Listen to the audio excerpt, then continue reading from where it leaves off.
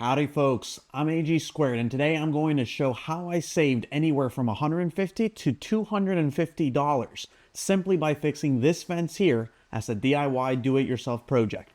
Let's take a look at what the problem was. Looks like the top rail got disconnected from this post here.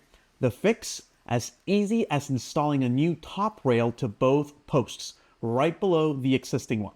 Once a new top rail is in place, we'll be able to attach the pickets to the new top rail. Okay, looks like we have a plan. The first step is to confirm how long the top rail needs to be. Measure from one post to the other post. For me, it's roughly 95 inches.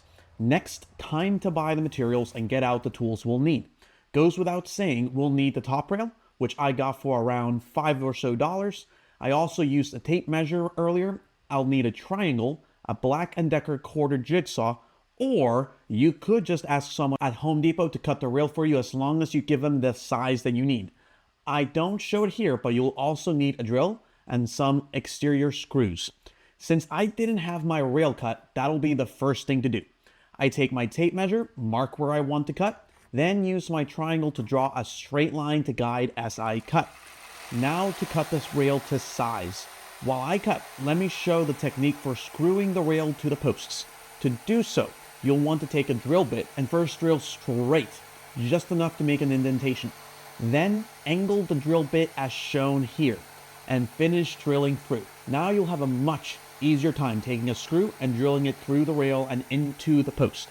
As you see here, I did a couple of these on this side, and on the right side, I actually did a few since one of them didn't go into the post enough. This rail ain't going anywhere, folks. It's on there real secure. The last part of this fix is to go over to the other side, push the fence picket onto the rail, and screw them in. Since the other rail that broke is still holding all the pickets together, I ended up only screwing 4 or so pickets to the new rail. And that's all there is to it, folks. Tools aside, the cost of materials is about $5 to $10. If you found this video helpful, please give it a like and consider sharing it with others.